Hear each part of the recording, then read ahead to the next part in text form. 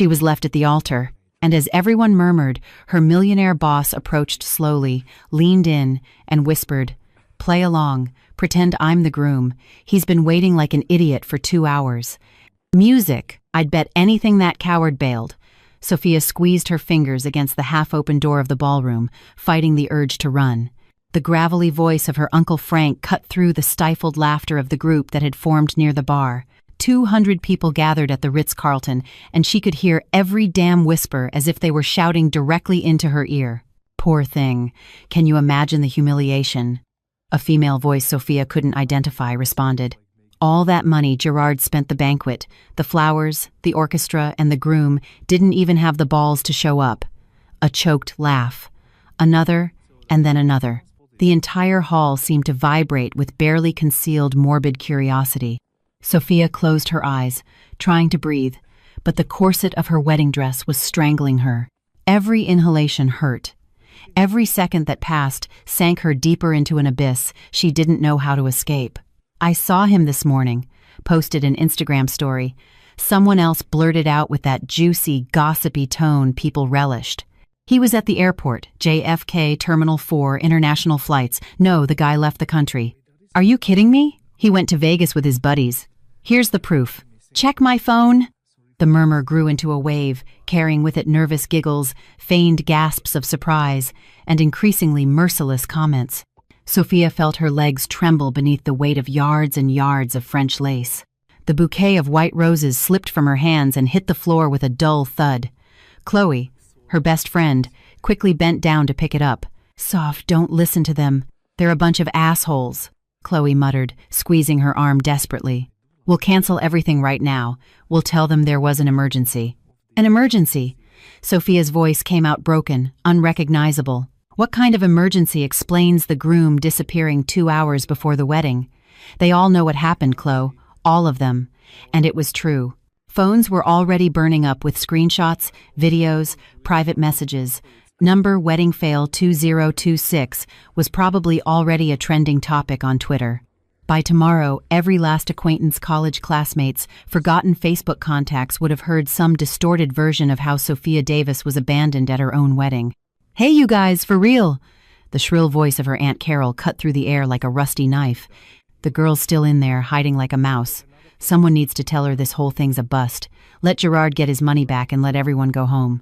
"Carol, don't be so insensitive," another voice replied, though without much conviction. "Poor Sophia must be devastated." "Well, yeah, but what do you want us to do? Sit here all afternoon waiting for a miracle?" The groom took off. "The circus is over." Circus. That word echoed in Sophia's head with the force of a hammer blow. That's what they all thought, that this was a spectacle, a juicy anecdote to share at the next family gathering. Remember when Sophia was left waiting at the altar like a fool? Laughter. More laughter, and she would be forever branded as the woman who wasn't enough for her fiancé to keep his promise. "Sophia, your dad's coming this way," Chloe warned, her eyes wide. "And he looks like he's about to explode." Gerard Davis was storming through the ballroom like a wounded bull, shoving chairs aside and pushing people without the slightest care. His face was red, the veins in his neck bulging, his fists clenched so tightly his knuckles were white. Sophia knew that expression. It was the same one he'd had when her younger brother wrecked the family car, the same one from when he discovered his business partner was stealing from him. The face of a man whose pride had just been trampled in front of the entire world. "Where is he?" he roared, reaching her. "Where is that son of a going? I'm going to kill him. I'm going to tear him to pieces." "Dad, please," Sophia whispered, but her voice was lost in the uproar. $500,000, her father shouted, pulling out his phone and waving it at the guests. "I spent $500,000 on this wedding, and the damned coward went to Vegas to get drunk with his friends. He posted it on Instagram. He's bragging about his getaway while my daughter is waiting for him here." The entire ballroom erupted. It wasn't whispers anymore. It was shouts, exclamations, phones being raised to record, to photograph, to document every second of the worst humiliation Sophia had experienced in her 28 years of life. Her mother appeared, running from the other side of the room, mascara streaking black furrows down her cheeks. "My baby, my poor baby," Patricia Davis sobbed, hugging her so tightly she nearly knocked her over. How could he do this to you? How? Let me go, Sophia murmured, trying to break free, but her mother's hands gripped her like vises. Mom, please, let me go. I'm going to sue him. Her father bellowed, furiously dialing numbers. I'm putting him in jail. He's going to pay for every single cent. He'll regret the day he was born. Gerard, calm down. One of her uncles tried to intervene, but it was useless. Calm down? Calm down? He made a fool of me, of my daughter, of my entire family. In front of my partners, my clients, in front of... Excuse me. The voice cut through the chaos like a scalpel, sharp and precise. Everyone turned. A tall man, athletically built, in an impeccable gray suit, was striding down the central aisle with measured steps. His presence radiated effortless authority, as if his very being there reorganized the energy in the room. Guests instinctively moved aside, creating a clear path. Sophia looked up, wiping tears with the back of her hand, and felt the world stop.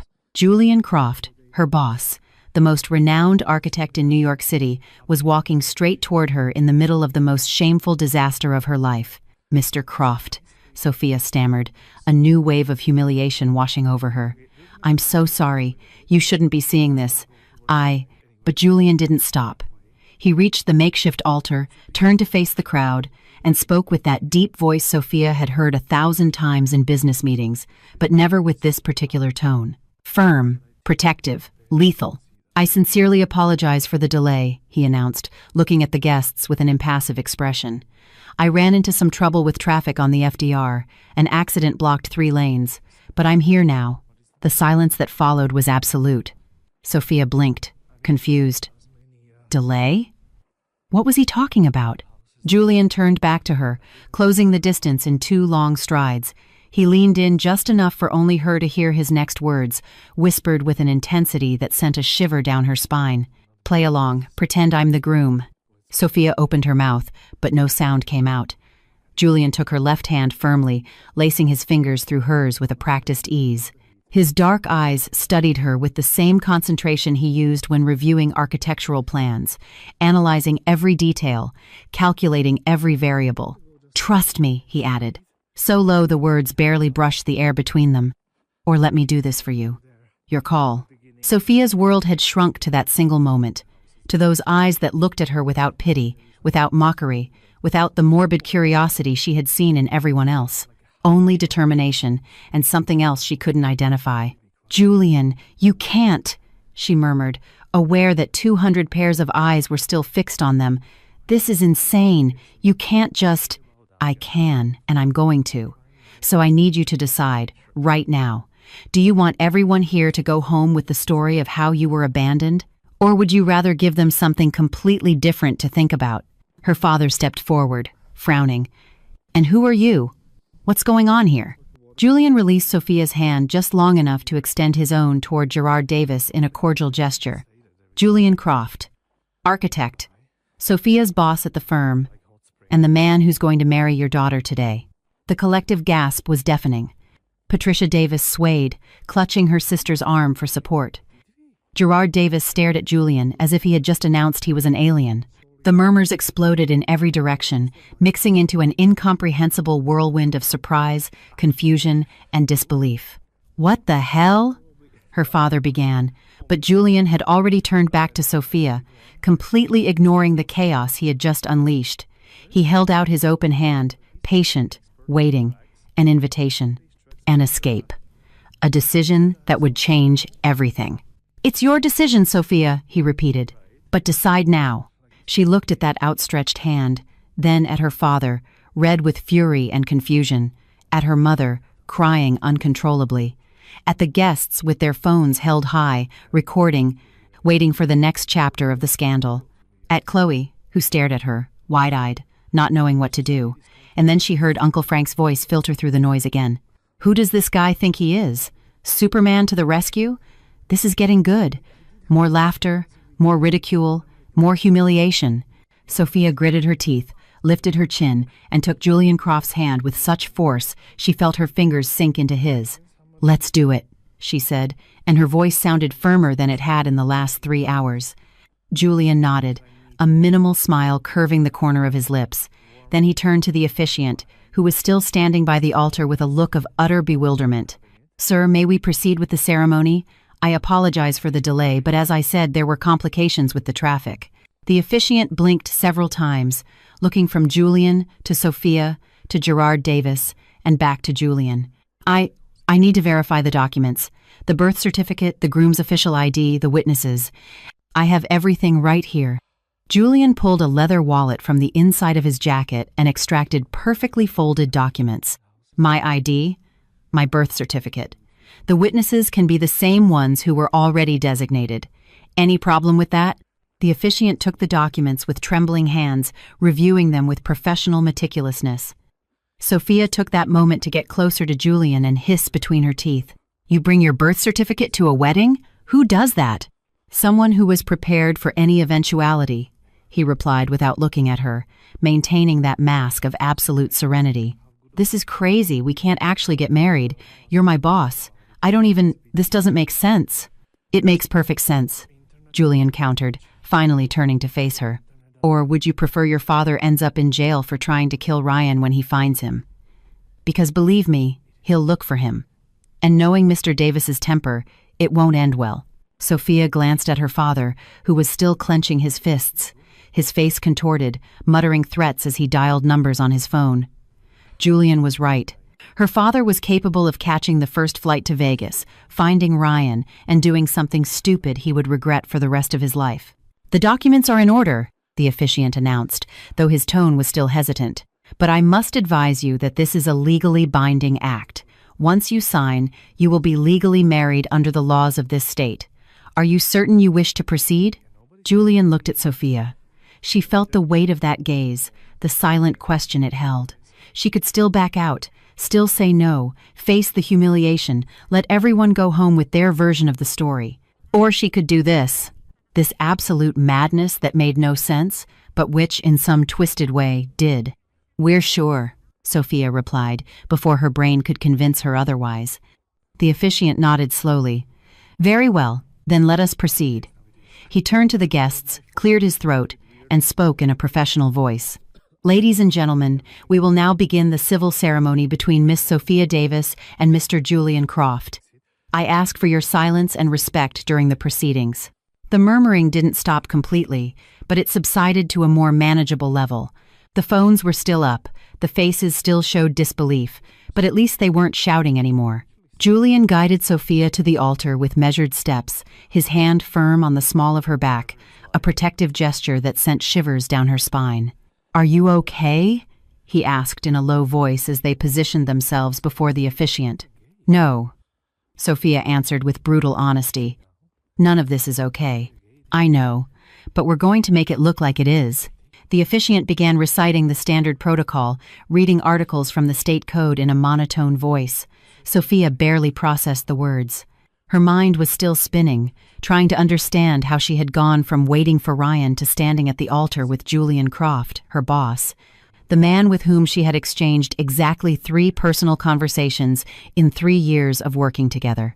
"Do you, Julian Croft, take Sophia Davis to be your lawfully wedded wife?" the officiant asked. "I do," Julian answered without hesitation, looking directly into her eyes. Sophia's heart skipped a beat. This was happening. It was really happening. "And do you, Sophia Davis, take Julian Croft to be your lawfully wedded husband?" Sophia opened her mouth. The words caught in her throat. Everyone was waiting. Julian was watching her with that intensity that made it impossible to look away. Her father was still frowning. Her mother was crying harder. Chloe was biting her nails. The guests held their breath. "I do," she finally whispered, and the 2 words came out like a sentence. "By the power vested in me by the state of New York, I now pronounce you husband and wife," the officiant announced. "You may kiss the bride." Sophia panicked. They hadn't planned for that. Well, they hadn't planned for any of this, but they definitely hadn't talked about kissing.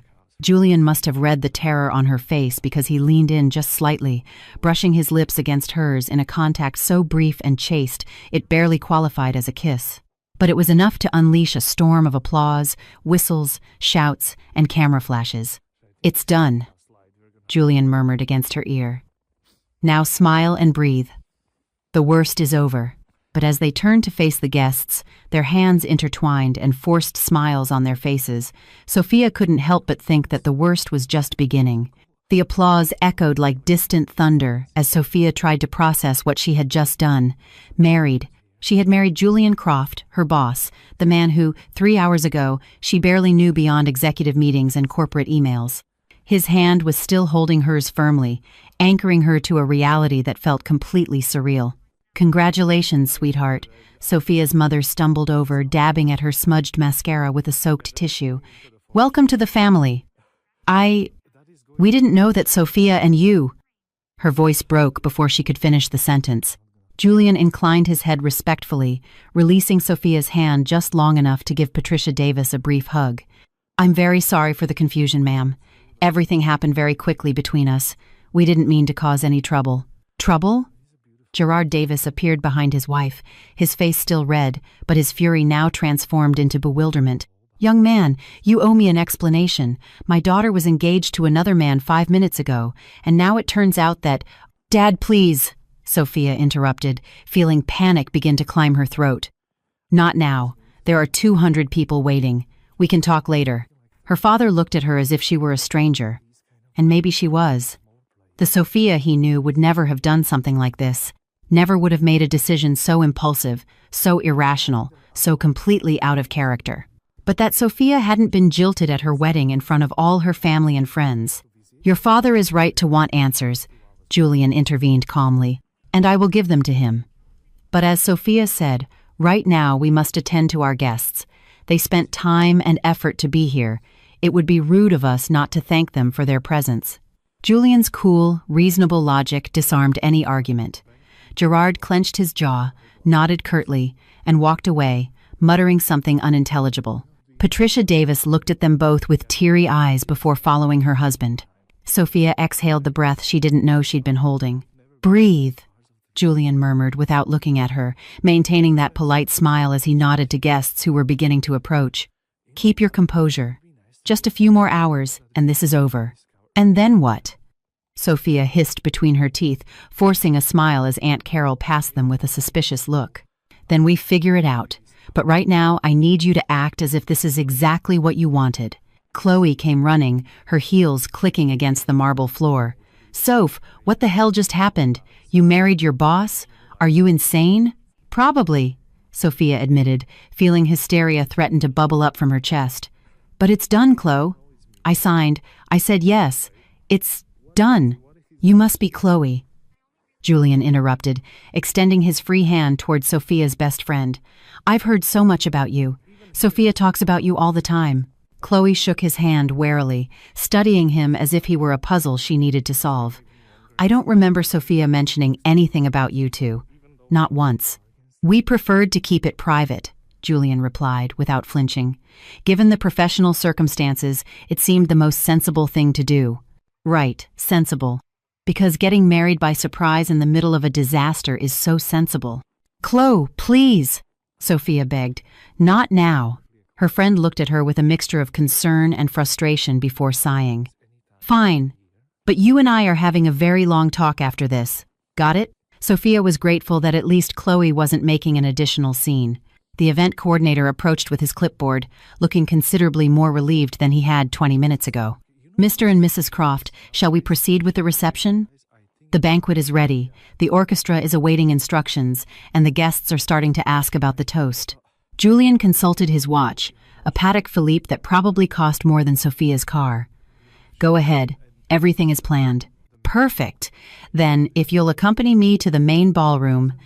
The next 30 minutes were a blur of smiling faces, forced congratulations, and curious glances. Sophia shook more hands than she could count, received hugs from relatives she barely knew, and smiled until her cheeks ached. Julian moved beside her with practiced ease, answering questions with elegant evasions, deflecting uncomfortable conversations toward safer topics. "Your husband is handsome," a distant cousin whispered in her ear, "and you can tell he has money. Just look at that suit, those shoes. That watch must cost as much as my house." "Yes," Sophia replied automatically, not knowing what else to say. "So how did you meet? Because just yesterday you told me you were marrying Ryan, and now—" "It's complicated," Sophia cut in. "Excuse me, I think my mom is calling me."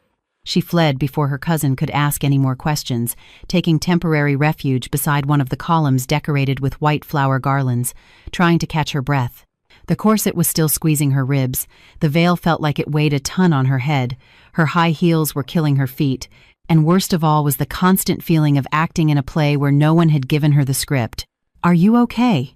Julian's voice startled her. She hadn't heard him approach. He offered her a glass of champagne, which she accepted with trembling hands.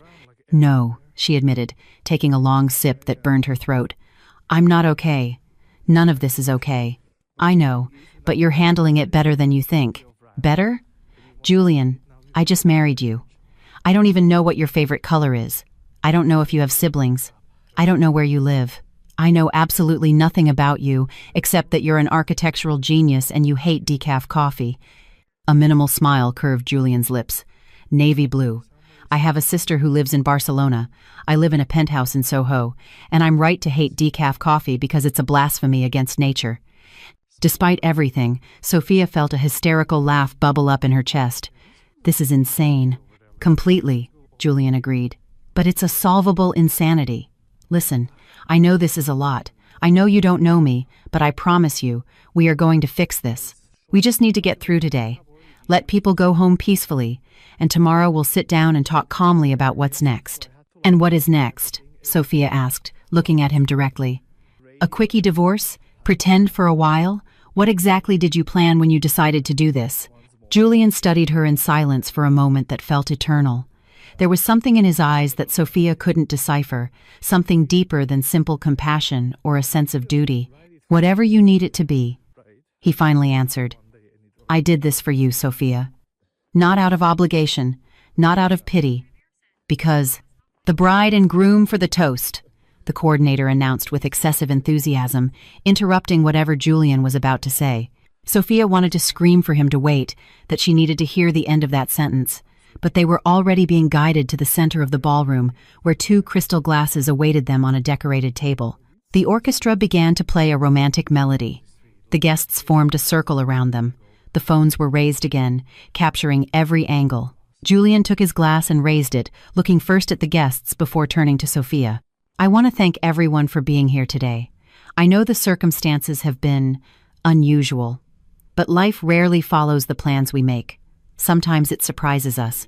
Sometimes it gives us exactly what we need when we least expect it." He paused, and his eyes met Sophia's with an intensity that took her breath away.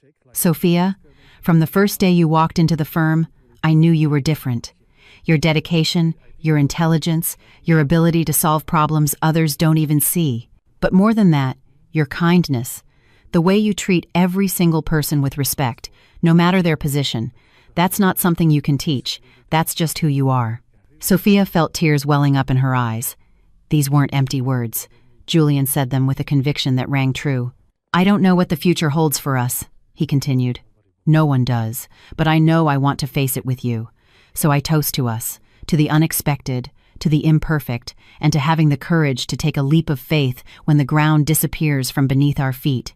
Applause erupted. Guests cheered. Someone shouted, "Kiss! Kiss!" And soon the entire room was chanting the same thing. Julian arched an eyebrow in a silent question. Sophia nodded slightly, bracing herself for another chaste brush of the lips like at the altar. But when Julian's lips met hers this time, it was neither brief nor chaste. It was slow, deliberate, consuming. One hand slid to her waist, pulling her closer. The other cupped her face with a tenderness that contrasted with the intensity of the kiss. Sophia felt the world dissolve at the edges. The noise turn into a distant hum, every nerve ending in her body coming alive for the first time in months. When they finally pulled apart, they were both breathless. The guests went wild with whistles and applause, but Sophia barely heard them. She could only look at Julian, at those dark eyes that now shone with something that was definitely not an act. "What was that?" she whispered, still dazed. "Convincing performance," Julian replied, but his voice was hoarse, affected. "That wasn't a performance." "No," he admitted after a moment. "It wasn't." Before Sophia could process that confession, the orchestra began to play the couple's first dance. Julian led her to the center of the dance floor, his hand firm on the small of her back. The guests moved aside, forming a circle, watching as they began to move to the rhythm of the music. "Do you know how to dance?" Sophia asked, aware of every inch where their bodies touched. "I had mandatory classes in college," Julian replied. "Architecture and ballroom dancing. An odd combination, I know. Odd, but useful for moments like this. Moments like spontaneously marrying your boss? Yes, definitely something worth including on a university curriculum." Sophia laughed, a genuine laugh that surprised even her. "He has a sense of humor. I didn't know that. There are a lot of things you don't know about me," Julian murmured, spinning her gracefully. "But you'll have time to find out." "How much time exactly? Because this can't last forever. Eventually someone is going to realize that—" "Shh," he interrupted, pulling her a little closer. "Don't think about that now. Just dance with me. Just for this one song. Forget everything else." And Sophia did. She allowed herself to close her eyes, to rest her head against Julian's shoulder, to feel the music envelop them. She allowed herself to forget that 4 hours ago she was waiting for another man, to forget that this was a farce born of desperation, to forget that at some point she would have to face the consequences of this impulsive decision. For that one song, for those 3 minutes and 40 seconds, she let herself pretend this was real. Night had fallen over New York City by the time the last guest finally left. Sophia watched the car lights disappear from the hotel parking lot through one of the ballroom windows, aware that the moment she had been postponing for 6 hours had finally arrived. There were no more acts to maintain, no more forced smiles or superficial conversations. It was just her and Julian, and a reality neither of them knew how to face. "Do you want me to call your family?" Julian's voice broke the silence from somewhere behind her. "Your father left pretty upset. Maybe we should clear things up with them tonight." Sophia shook her head without turning. "No, not tonight. I don't have the energy for any more confrontations today." Julian's footsteps drew closer until she could see his reflection in the window pane, standing less than a yard away. He had taken off his jacket and loosened his tie. The sleeves of his white shirt were rolled up, revealing tanned and surprisingly muscular forearms for someone who spent most of his time behind a desk. Sophia looked away from the image, feeling an uncomfortable heat creep up her neck. "I booked the bridal suite," Julian said. The event coordinator insisted. "Apparently, it's included in the package your father paid for." The bridal suite. Of course, because that was exactly what this disaster needed, sharing a romantic room with the man who was technically her husband, but was still practically a stranger. "I can get another room if you'd prefer," Julian added quickly, as if he'd read her discomfort. "In fact, that's probably for the best. I don't want you to feel pressured or—" "No," Sophia interrupted, surprising herself. "We've made enough of a scene for one day. If any of the staff sees us sleeping separately on our wedding night, it'll be all over the hotel gossip chain by morning." Julian nodded slowly. "So we share the suite. I can sleep on the couch." "Julian, you're like 6'2". You won't fit on any couch. I've slept in worse places during construction projects. I'll be fine." The tension between them was palpable, like a taut electrical wire about to snap. Sophia finally turned to face him, crossing her arms over her chest. The wedding dress suddenly felt ridiculous. An elaborate costume for a fantasy that never existed. "Why did you do it?" she asked, needing to hear the answer they'd been interrupted from earlier. "And don't tell me it was out of compassion or a sense of duty. No one marries someone for those reasons." Julian looked at her for a long moment, his dark eyes scanning her face as if searching for the right words in a language he didn't quite master. He finally sighed, running a hand through his perfectly styled hair, messing it up for the first time all day. "Because I couldn't just stand there and watch them tear you apart," he admitted. "I heard what they were saying, the comments, the laughter, the morbid curiosity, and I saw your face when you came out of that room. I saw you trying to hold it together while your world was falling apart, and I couldn't stand it. But that doesn't explain why you decided to marry me. You could have done 1,000 different things. You could have gotten me out of there, canceled everything, helped me escape. I didn't have to marry you," Julian finished for her. "You're right. I didn't have to. But in that moment, it seemed like the only solution that solved all the problems at once. Your father was about to do something he would regret. Your family was going to spend weeks, maybe months, processing the humiliation. The guests would have left with a story that would follow you for years. And you would have blamed yourself for all of it when none of this was your fault. Sophia felt the tears she had been holding back all day finally begin to overflow. She tried to wipe them away quickly, but Julian had already stepped closer, offering her a cloth handkerchief from his pocket. "Don't cry," he murmured with a softness Sophia had never heard from him before. "You've cried enough for a man who doesn't deserve it." "So what now?" Sophia asked, her voice cracking. "What do we do with this marriage? Do we get a divorce next week? Do we pretend for a while? Do we keep working together like nothing happened?" "Honestly, I don't know," Julian admitted. "I didn't have a plan beyond today. I just knew I had to help you in that moment." "That's very noble of you. But marriages don't work on nobility. They work on love," Julian suggested, and something in his tone made Sophia look at him more closely. "Yes, love. And we don't love each other. We barely know each other." Julian took another step closer, closing the distance between them to inches. Sophia had to tilt her head back to maintain eye contact, aware of every breath, every accelerated beat of her heart. "Want to know a secret?" he asked, his voice barely a whisper. "That kiss on the dance floor, that wasn't an act, and I think you felt it too." Sophia opened her mouth to deny it, but the words stuck in her throat. Because he was right. She had felt it. That moment when everything else disappeared and it was just the two of them, moving to the music, connected in a way that had no logical explanation. "That doesn't mean anything," she finally managed to say. "It was adrenaline. The heat of the moment. It was chemistry," Julian suggested, and the slight smile that curved his lips made Sophia's stomach do a flip. "Because that's what it was, Sophia. Chemistry. And you can't fake that. You can't manufacture it. It either exists or it doesn't." "Are you insane?" she murmured, taking a step back. "This is insane. 12 hours ago you were just my boss. Now you're my husband and you're talking about chemistry and you're scared," Julian interrupted. "I get it. I am too. But that doesn't change the fact that there's something here. Something worth exploring." "Exploring?" Sophia let out a hysterical laugh. "Julian, we're not teenagers experimenting with first love. We're two adults who made an impulsive decision and now have to deal with the consequences." "You're right," he conceded. "We're adults, so let's act like it. Let's talk honestly about what we want." "And what is it that you want?" The question hung between them like an undetonated bomb. Julian looked at her with that intensity that made it impossible to look away, those eyes that seemed to see past the defenses Sophia had carefully built all day. "I want to give you time," he finally answered. "Time to process what happened with Ryan. Time to get to know me beyond the boss-employee relationship. Time to decide what you want to do with this marriage, without pressure or expectations. And in the meantime, we live. We go on with our lives. I'm not going to demand anything from you. I'm not going to push this to be something you're not ready for. But I'm also not going to pretend I don't feel what I feel." Sophia felt her heart accelerate dangerously. "And what is it that you feel?"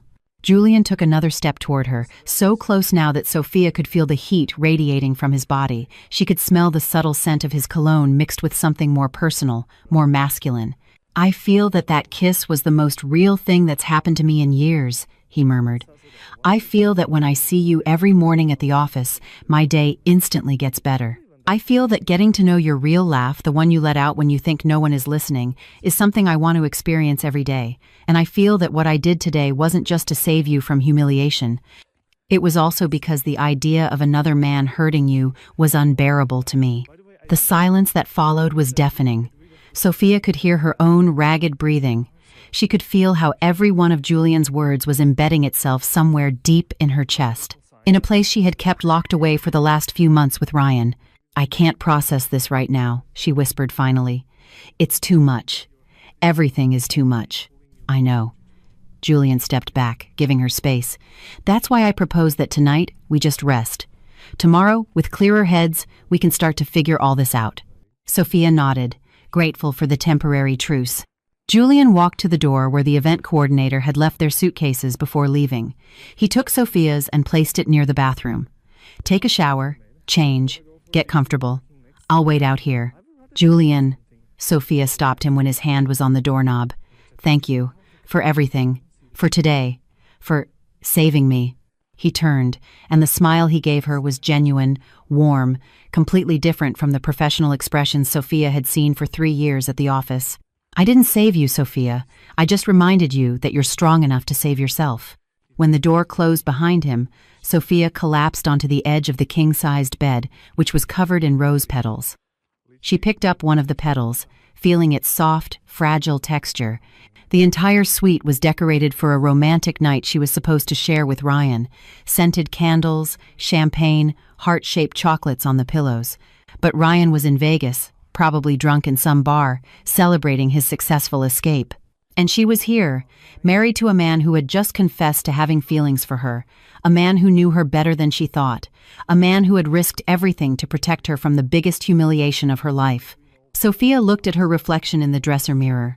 Her makeup was smudged, her hair a mess, the dress wrinkled.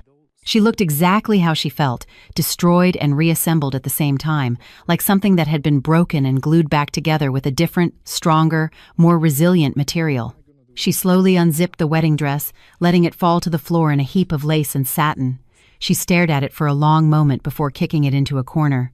Tomorrow she would have to deal with the explanations, the consequences, with all the decisions she had made today. Tomorrow she would have to face her family, talk to Julian about the next steps, decipher what all of this really meant. But tonight she just wanted to close her eyes and pretend, if only for a few hours, that the world made sense. The hot water from the shower beat against Sophia's back with a pressure that was almost painful, but it was exactly what she needed. She let the steam fill the marble bathroom as she tried to process the last 12 hours of her life. 12 hours. That's all it had taken for her world to be turned completely upside down. She closed her eyes, resting her hands against the cool tiles, and allowed the day's events to flood her mind without a filter. Ryan abandoning her. The cruel whispers of the guests, Julian appearing like an impossible apparition, the kiss at the altar, the toast, the dance, and then that conversation in the suite, those words that had ignited something in her chest she didn't know how to name. "I feel that kiss was the most real thing that's happened to me in years." Julian's words echoed in her head. How was it possible that a man she barely knew could say exactly what she needed to hear? And why did her body react this way every time he came near? He was her boss, for God's sake. Her handsome, intelligent, successful boss who had apparently been watching her for 3 years without her ever noticing. Sophia turned off the shower and stepped out, wrapping herself in a fluffy white towel. She checked her suitcase, mentally thanking Chloe for packing something other than the ridiculous lingerie set she'd bought for her honeymoon. She found a pair of comfortable cotton pajamas, nothing seductive, perfect for the awkward situation she was in. When she came out of the bathroom, she found Julian standing by the window, looking out at the city lights. He had changed into a gray t-shirt and sweatpants.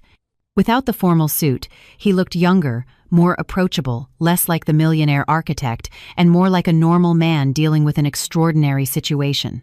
"Feeling better?" he asked without turning, as if he had sensed her presence.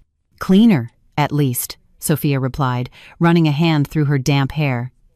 "I'm not sure better is the right word." Julian finally turned, and Sophia noticed the lines of exhaustion around his eyes. It had been a long day for both of them. He gestured to the room service he'd ordered while she was in the shower. 2 plates of pasta, a salad, bread, and a bottle of red wine. "I thought you might be hungry. You didn't eat anything at the reception." Sophia felt her stomach rumble in response. He was right. She had been so busy smiling and acting that she hadn't had a bite since breakfast, which now seemed like a lifetime ago. "Thank you," she murmured, sitting in one of the armchairs near the table. "You didn't have to do this." "Of course I did." Julian sat across from her, pouring wine into 2 glasses. "You need to eat, and I need to process all this with something in my stomach too."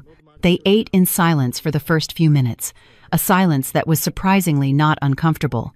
It was almost companionable, as if, after surviving the day's battle together, they had earned the right to simply exist in each other's space without needing to fill every second with words. "What are you going to tell your family tomorrow?" Julian finally asked, setting down his fork. "Your father practically demanded an explanation." Sophia sighed, taking a long sip of her wine. "The truth, I guess, or at least a version of it. That Ryan left me, that you helped me, that things got complicated. And work?" This question had been gnawing at her since she signed the marriage license. I don't know. How are we going to handle this? We can't just keep working together like nothing happened. The whole firm is going to find out. They probably already have, Julian pointed out. Social media moves fast. By tomorrow morning, everyone in the office will have seen at least 3 different versions of what happened today. Sophia felt nauseous. She hadn't thought about that. Her coworkers, the clients, the vendors, they would all know she had married her boss on the same day her fiancé abandoned her. The speculation would be merciless. Hey! Julian's voice pulled her out of her spiral of panic. Look at me. She obeyed, meeting those dark eyes that studied her with genuine concern. We are going to handle this together, he continued. If anyone has something to say, they can say it to my face. And if anyone dares to disrespect you, they will have to answer to me. Understood? The protective ferocity in his voice stirred something in Sophia's chest. Ryan had never defended her like that. He had never fought for her. She had always been the one to smooth things over, apologize for things that weren't her fault, make everything work. Why are you doing this? She asked quietly. Why do you care so much? Julian put his glass down and leaned forward, shortening the distance between them. Because for 3 years I've watched you give your all at that firm. Watched you come in early, leave late, solve problems that aren't your responsibility. Watched you smile even when I know you're tired or frustrated. And I also saw you with Ryan. Sophia blinked, surprised. What? The few times he came to the office to pick you up, I saw how he talked to you like you were his personal assistant instead of his partner, like your accomplishments were less important than his. And I saw how you made yourself smaller every time he was around, as if you needed to take up less space so he could shine brighter. The words hit Sophia like punches because they were true. Every single one was true, and the fact that Julian had noticed, when she herself was only just beginning to admit it, was devastating.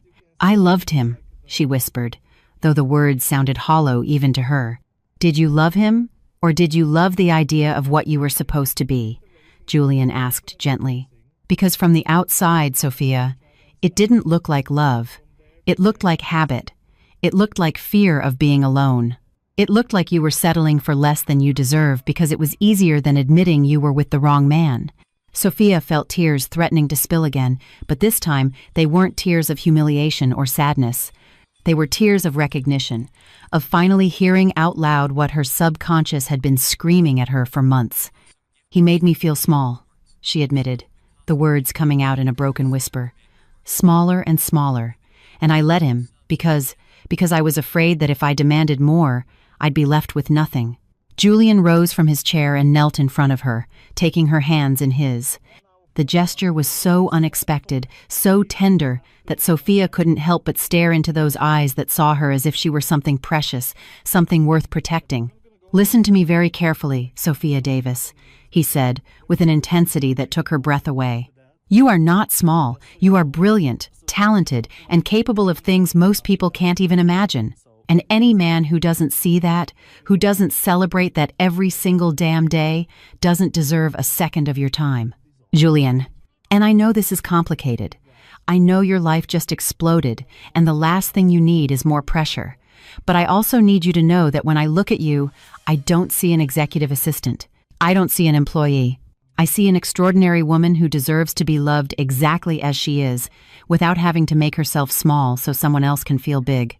Sophia felt her heart pounding so hard she was sure Julian could hear it. The defenses she had been carefully maintaining all night began to crack, revealing something vulnerable and terrifying underneath. I don't know how to do this, she confessed. I don't know how to be your wife. I don't know how to let you in. I'm scared. Of what? He prompted when she hesitated. That this is too good to be true. That I'll wake up tomorrow and find out you were just being kind because you felt sorry for me. That when you really get to know me, when you see all my flaws and my insecurities, you'll realize I wasn't worth the risk you took. Julian released one of her hands to caress her cheek with his thumb, wiping away a stray tear. Do you want to know what I see when I look at you? I see someone who shows up every day and gives her best, even when no one is watching. I see someone who treats the cleaning staff with the same respect she gives to billionaire clients. I see someone who stayed until 2 a.m. helping a colleague with a project that wasn't even her responsibility. I see strength disguised as kindness. I see intelligence mixed with humility. And yes, I see insecurities and flaws, because you're human. But that doesn't make you any less extraordinary. It makes you real." Sophia didn't know who moved first. Maybe they both did at the same time, drawn by a force neither could name. All she knew was that suddenly Julian's lips were on hers, and this kiss was not like the others. It wasn't for an audience. It wasn't an act. It was hunger and need and something much more dangerous. Julian's hands tangled in her damp hair, pulling her closer. Sophia responded with the same intensity, letting all the pain and confusion of the day transform into this physical connection that made more sense than any words. They moved clumsily toward the bed, stumbling over the coffee table, laughing against each other's lips when they nearly fell. Julian laid her gently on the mattress, propping himself above her with his arms on either side of her head. His eyes scanned hers with a silent question, giving her space to pull back if she needed it. "Are you sure?" he asked, his voice rough. "We can stop. You don't have to do anything you don't want to." Sophia looked at him. This man who had appeared out of nowhere and changed everything. This man who saw her really saw her in a way no one else ever had. And she made a decision. "I'm sure," she whispered, pulling him down to her. "For the first time in a long time, I am completely sure of something." And when their bodies met, when every touch ignited nerve endings Sophia had forgotten she had, when whispers turned to moans and caresses became desperate, she knew she had crossed a line from which there was no return. This was no longer a farce, no longer an act. It was real, tangible, all-consuming. And for the first time since she woke up that morning believing she would marry Ryan, Sophia felt like she was exactly where she was supposed to be. The morning light filtered through the suite's curtains as Sophia awoke, wrapped in sheets that smelled of him and a warmth she hadn't experienced in years. Julian slept beside her, one arm draped protectively over her waist. His face looked younger in repose. The lines of tension softened, his lips slightly parted in an expression of absolute peace. Sophia allowed herself to watch him for a long moment, processing the magnitude of what had happened. 24 hours ago, she was preparing to marry Ryan, convinced she was making the right choice. Now she was here, naked under the sheets with a man who had been practically a stranger and who somehow knew her better than anyone. Julian's phone vibrated on the nightstand, breaking the morning stillness. He stirred slightly, tightening his hold on Sophia's waist before his eyes fluttered open. When he saw her watching him, a slow, devastating smile curved his lips. "Good morning," he murmured, his voice rough with sleep. "Good morning," Sophia replied, feeling heat rise in her cheeks as she remembered the previous night with perfect clarity. Julian reached for his phone, frowning at the screen. 32 messages, 15 missed calls. "This is going to be interesting." "From who?" "Your family, mostly. Some from the office, too, and apparently my sister in Barcelona found out and is demanding an immediate explanation." Sophia groaned, burying her face in the pillow. "I don't want to deal with this yet. Can we just stay here forever and pretend the outside world doesn't exist?" Julian laughed, a deep sound that rumbled in Sophia's chest. "I'd love to, but eventually we have to face the music, or at least answer a few texts before your father comes to break down the door." As if summoned, Sophia's phone began to ring. Her mother's name flashed on the screen. Sophia looked at Julian in obvious panic. "Answer it," he urged. "The longer we wait, the worse it will be." Sophia took a deep breath and answered. "Mom? Sophia Davis, where are you? Are you okay? Your father and I have been up all night trying to understand what on earth happened yesterday. How did you end up married to your boss?" "Mom, calm down. I'm fine. I'm in the hotel suite with Julian." The silence on the other end of the line was deafening. Then, in a carefully controlled tone, her mother asked, "With Julian? In the suite? Together? We're husband and wife, Mom. Technically, this is where we're supposed to be." "Don't give me technicalities, young lady. Yesterday you were going to marry Ryan. Today you wake up with a completely different man. How do you expect us to process this?" Sophia felt Julian's hand slide onto her thigh in a silent gesture of support. That simple touch gave her the courage she needed to continue. "Ryan abandoned me, Mom. He left the country knowing I was waiting for him at the altar. Julian helped me when I needed it most. And yes, I know it all happened very fast, but it was my decision. No one forced me. And now what? Are you going to continue with this farce, or are you going to get a divorce like any sensible person would after an impulsive marriage?" The question hung in the air. Sophia looked at Julian, searching for any indication of his thoughts, but his dark eyes only reflected the same question back at her. What now? I don't know, Mom, Sophia admitted honestly. We're still figuring out what this is, but I promise you it wasn't a farce. And I didn't make this decision lightly. Her mother sighed heavily. Your father wants to talk to you, and to Julian, today. He says if this man is going to be your husband, he deserves to know him beyond a wedding day emergency. Okay, I'll tell Julian. Where do you want to meet? At the house. Noon. And Sophia? Her voice softened slightly. I just want to know that you're okay. That this is what you really want. Sophia looked at Julian again, at this man who had swept into her life like a hurricane and changed everything. This man who had watched her fall apart and, instead of walking away, had chosen to hold her up. This man who had made her feel more in one night than Ryan had in 2 years. I'm okay, Mom, she replied with a certainty that surprised even herself. Better than I've been in a very long time. When she hung up, Julian was already sitting up in bed, scrolling through his own messages with a concentrated expression. Sophia took the moment to watch him unabashedly. The morning light played across the lines of his back, highlighting muscles that definitely didn't come from sitting behind a desk all day. What? He asked without turning, but she could hear the smile in his voice. Nothing. Just wondering how I never noticed my boss is incredibly fit. Julian turned with an arched eyebrow. Incredibly fit? That's all I get after last night. Sophia laughed, throwing a pillow at him, which he caught easily. You're impossible. And you're beautiful, he replied with a simplicity that stopped Sophia's heart. Especially in the morning, with your hair all messy and that smile you try to hide. The moment turned intimate again, charged with the chemistry that had exploded between them the night before. Julian set his phone aside and moved closer, capturing Sophia's lips in a slow, deep kiss that promised more. We have to go see my parents, Sophia murmured against his lips when they finally broke apart. I know. They're going to ask a million questions. I'm prepared. My dad will probably try to intimidate you. He won't be the first. Sophia pulled back to look at him directly. Julian, this is serious. They're going to want to know what we are, what we're going to do, if this is real or temporary, and I don't know how to answer those questions. Julian cupped her face in his hands, forcing her to hold his gaze. Then we answer together. With the truth. And what is the truth? That it started as an impulse to save you from a horrible situation, but that somewhere during the night it stopped being an act and became something real. Something I want to explore. Something I think is worth trying for. What if it doesn't work? Sophia asked quietly. What if in a month or two we find out it was just the adrenaline of the moment? What if we ruin everything we had before by chasing something that isn't meant to last? And what if it does work? Julian countered. What if this is exactly what we both needed, and we were just too blind or too scared to see it?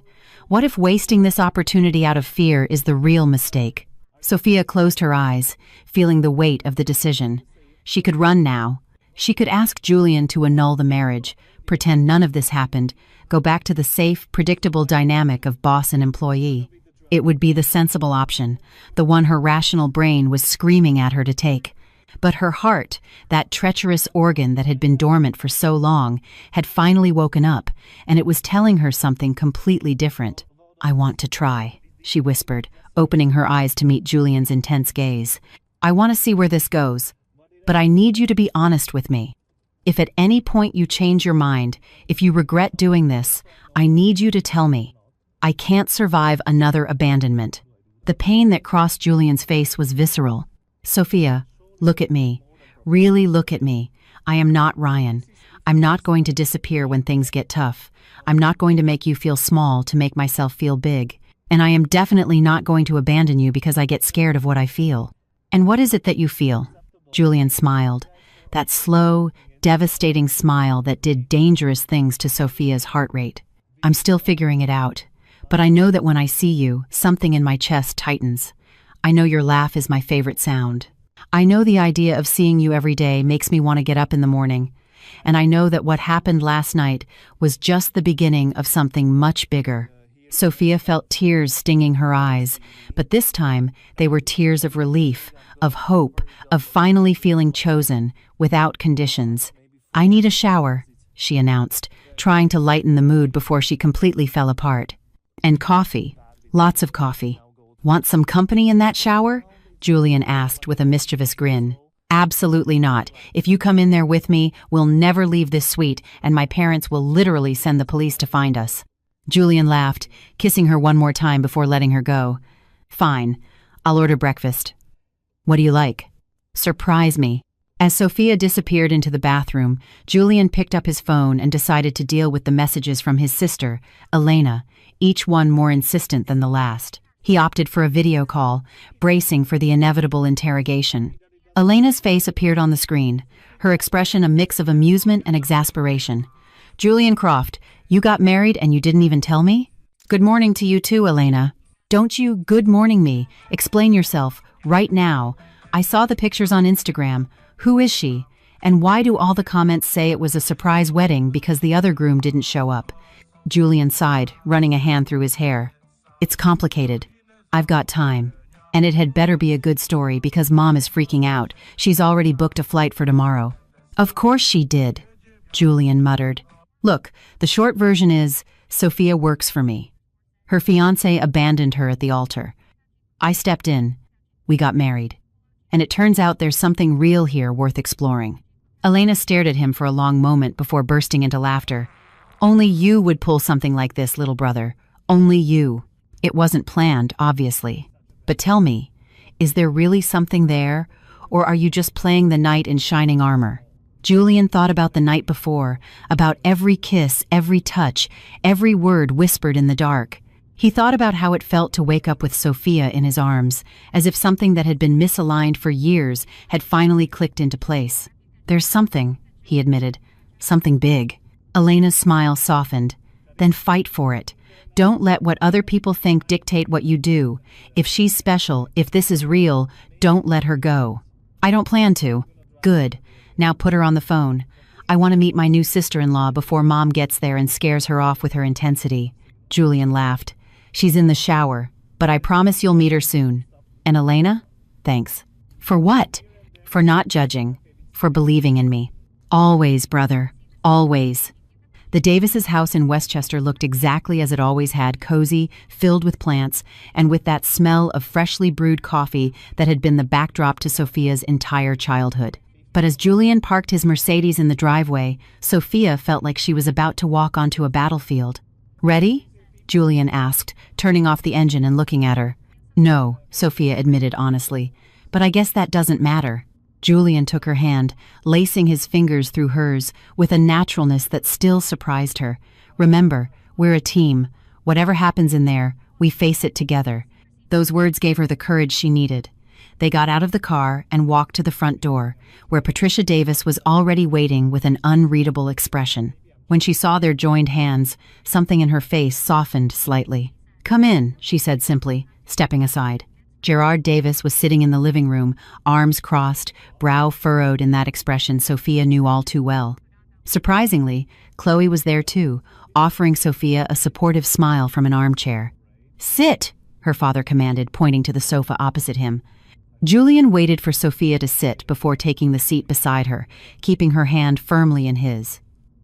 The gesture did not go unnoticed by Gerard, whose gaze fixed on their joined hands with an almost physical intensity. So, her father began, is someone going to explain to me what the hell happened yesterday? Because from my perspective, my daughter was about to marry one man, that man disappeared, and suddenly you, he pointed at Julian, show up and end up marrying her. Can you tell me how that makes any sense at all? Julian leaned forward, not letting go of Sophia's hand. You're right, Mr. Davis. From the outside, it doesn't make sense. It looks impulsive, irrational, even irresponsible. But if you'll allow me, I'd like to explain exactly why I made that decision. Gerard waved a dismissive hand. I'm listening. I've worked with Sophia for 3 years, Julian began. In that time, I've seen her become one of the best professionals I've ever known. But more than that, I've seen who she is as a person. Her dedication, her integrity, the way she treats everyone with respect, no matter their position. I also saw her with Ryan on the few occasions he came to the office. The name Ryan made Gerard's jaw clench visibly. And every time I saw them together, Julian continued, I wondered why such an extraordinary woman was settling for someone who clearly didn't value her, someone who treated her like an accessory instead of a partner, someone who made her feel she had to be less so he could be more. Sophia felt tears sting her eyes, hearing those words spoken aloud in front of her family. Yesterday, when I saw what was happening, when I heard the guests' comments, when I saw the humiliation on Sophia's face, I knew I had two options. Julian looked directly at Gerard. I could stand by and do nothing, let the situation play out, and allow your daughter to be publicly destroyed. Or I could do something about it. And marrying her was the only option? Patricia asked from her spot by the window. In that moment, it seemed like the only one that solved all the problems at once, Julian admitted. But I didn't just do it for her. I also did it because for months, maybe years, I've wanted to tell her how I felt, and never had the courage. Yesterday gave me the perfect, albeit unconventional, opportunity to show her. The silence that followed was so thick Sophia could hear the ticking of the wall clock in the kitchen. Her father was looking at her with an expression she couldn't decipher. Her mother had her hands over her heart. Chloe was smiling openly.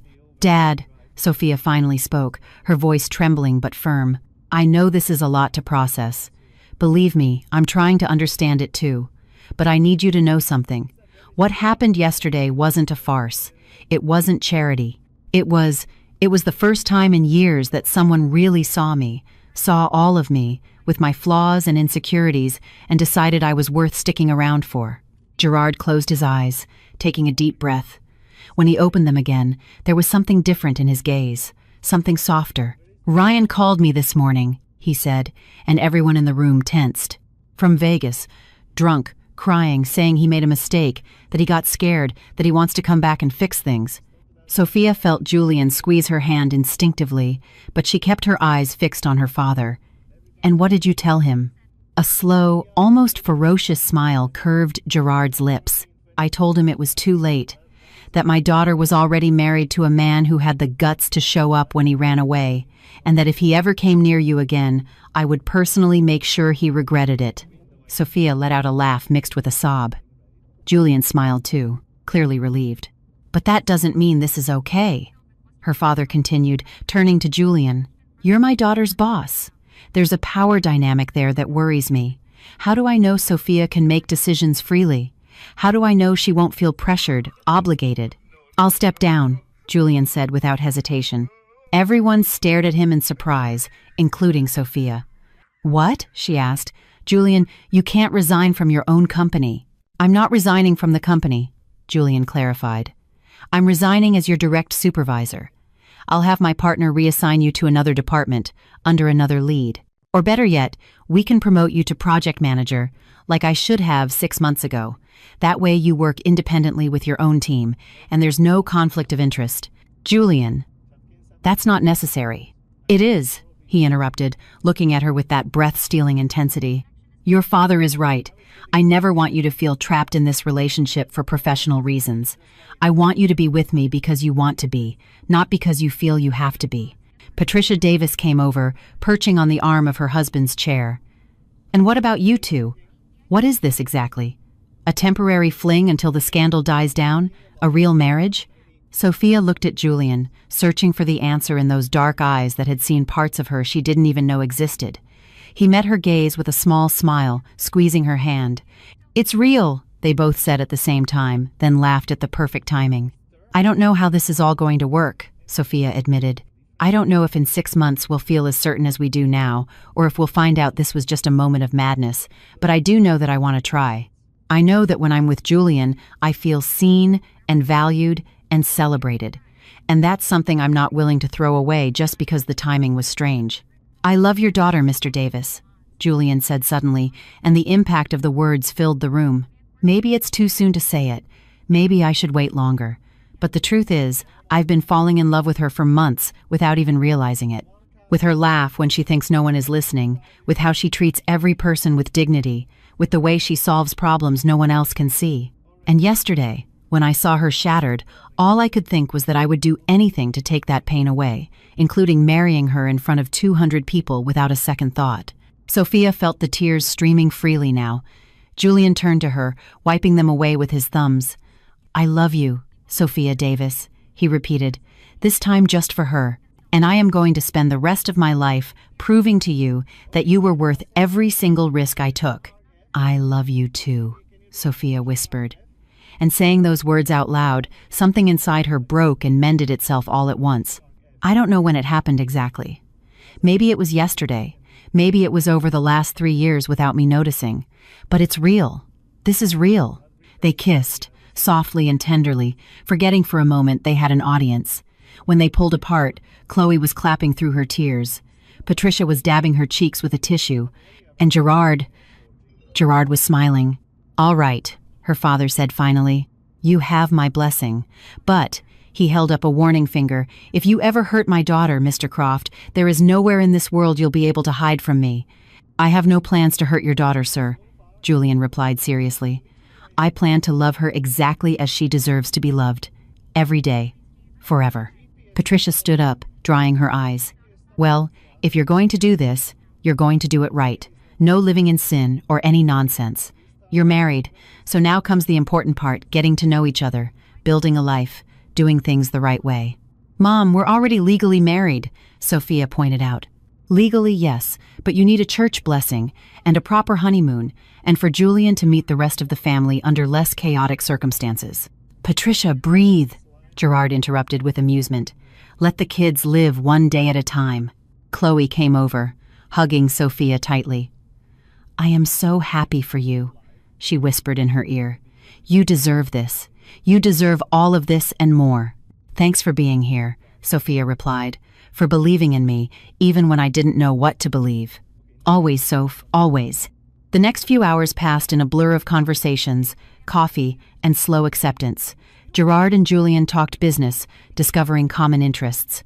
Patricia bombarded Julian with questions about his family, his plans, his intentions, and Sophia watched it all from her seat, feeling something that had been broken inside her begin to heal. When they finally said their goodbyes and got back in the car, the sun was setting over the city, painting the sky in shades of orange and pink. Julian didn't start the engine right away. Instead, he turned to Sophia. Are you okay?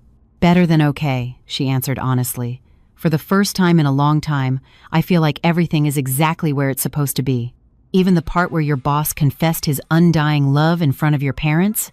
Especially that part. Sophia smiled. Although, technically, you're not my boss anymore. Now you're just my husband. Just your husband, Julian repeated, tasting the words.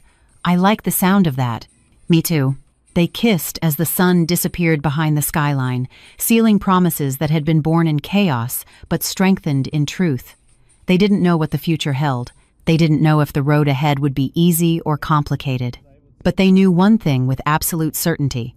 What they had found in each other was worth every risk, every moment of uncertainty, every curious glance they would receive in the coming months. Because sometimes, the best stories start in the most unexpected places. Sometimes, love shows up when you least expect it, in the most unlikely way, at the most chaotic time. And sometimes, all you need is the courage to say yes, when your entire rational being is screaming at you to say no. Sophia Davis had gone to her wedding expecting to marry the wrong man, but she had ended up marrying the right one, the one who had been there all along, waiting for the perfect moment to remind her that she deserved to be loved exactly as she was. And as they drove toward their future together, hands intertwined and smiles on their faces, they both knew with absolute certainty that this story was just beginning, and it was going to be epic.